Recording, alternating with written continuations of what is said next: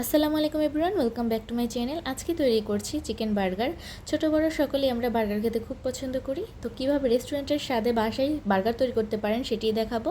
এজন্য সর্বপ্রথমে আমি নিয়েছি 2 কাপ চিকেনটাকে আমি কিমা করে নিয়েছি। এখন এই কিমাটাকে আমাকে একটু ম্যারিনেট করতে হবে, তাই দিয়েছি স্বাদ মতো লবণ, দিচ্ছি হাফ চামচ মরিচের গুঁড়ো, হাফ চামচ সয়া সস, 1 চিমটি গরম মশলা গুঁড়ো, আর দিচ্ছি 1 টেবিল চামচ টমেটো সস। সাথে দিচ্ছি হাফ চামচ আদা রসুন বাটা আর হাফ চামচ চিলি সস, আর দিচ্ছি 1 চিমটি গোলমরিচের গুঁড়ো। এখানে কালো গোলমরিচের গুঁড়োটা ব্যবহার করেছি। তারপরে সম্পূর্ণ মিশ্রণটাকে আমি মাংসের সাথে ভালোভাবে মিশিয়ে নিব। এই তো দেখতে পাচ্ছেন খুব ভালোভাবে মিশিয়ে নিয়েছি। এখন এর মধ্যে দিচ্ছি 1/4 কাপ রান্না করা তেল।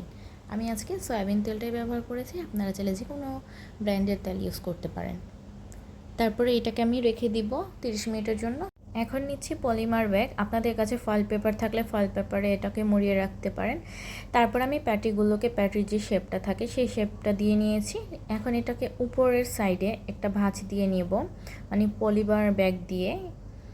তবে একটি কথা না বললেই নয়, যাদের বাসায় ফয়েল পেপার না থাকে তারা কিন্তু এই পলিমার ব্যাগটি ব্যবহার করে নিতে পারেন। এখন এটাকে আমি 30 মিনিটের জন্য ডিপ ফ্রিজে রেখে দিব। 2 কাপ কিমা দিয়ে কিন্তু 4 পিস প্যাটি তৈরি করা যায়। এখন আমি এটাকে ফ্রিজ থেকে বের করে এখন ভেজে দেখাচ্ছি। আমি পর্যাপ্ত পরিমাণে তেল নিয়েছি, পাত্রটি গরম করে এর মধ্যে প্যাটিগুলোকে দিয়ে দিচ্ছি।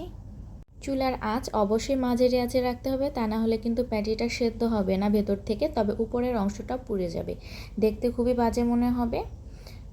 এই জন্য মাঝারি আঁচে একটু সময় নিয়ে ভাজতে হবে। তারপরে এটাকে চেক করে নিয়েছি, এটার পর্যাপ্ত পরিমাণে সেদ্ধ হয়েছে। এখন এটাকে তুলে ফেলবো। এখন আমি বার্গার বানানোর জন্য যে ব্রেডগুলো নিয়েছি সেটাকে স্লাইস করে এর মধ্যে দিচ্ছি মায়োনিজ। আমি রেডিমেড মায়োনিজটাই ব্যবহার করছি, আপনারা চাইলে বাড়িতে বানিয়ে ব্যবহার করতে পারেন।